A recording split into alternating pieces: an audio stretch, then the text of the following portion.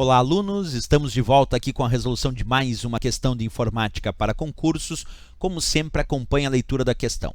Assinale a alternativa que apresenta um tipo de memória primária existente nos computadores pessoais. Observa, assinale a alternativa que apresenta um tipo de memória primária existente nos computadores pessoais.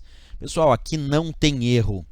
Nós temos no computador diversos tipos de memória, mas tem uma dessas memórias que é a famosa memória RAM, que é conhecida como a memória principal. Acompanha comigo na leitura.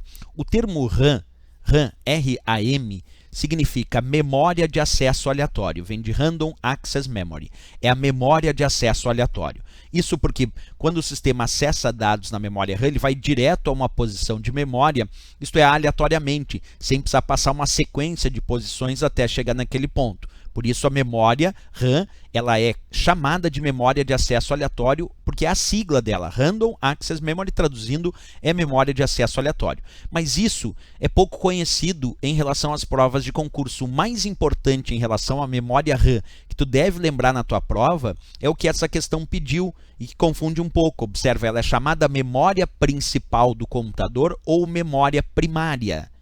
Então, a memória RAM, a tal memória de acesso aleatório, é a memória principal do computador. Por que ela é a memória principal? Porque ela mantém os dados que estão em processamento armazenados. Quem processa os dados é a CPU, é o processador.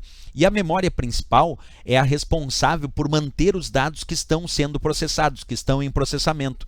Olha só que interessante, a memória RAM não processa dados. Não processa. Mas por ser a memória principal, ela é responsável por manter armazenados os dados que estão em processamento, que estão sendo processados pelo processador. Então, o processador processa dados e a memória RAM mantém armazenados os dados que estão sendo processados lá pela CPU, lá pelo processador do computador. Por isso, ela é chamada de memória principal, porque ela tem uma grande responsabilidade no sistema, que é permitir que os dados que estão sendo processados fiquem armazenados nela. Ok? Ela tem uma outra característica importante para efeito de prova. Muitas vezes cobram uma tentativa de dizer que a memória RAM seria uma memória somente de leitura. Isso é a memória ROM.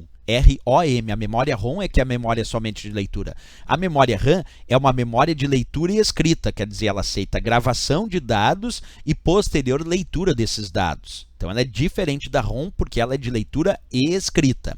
Outra característica, ela é volátil, ela perde os dados na ausência de energia elétrica. Isso que eu estou te mostrando aí na imagem é um pente de memória RAM, um módulo cheio de microchips de memória RAM.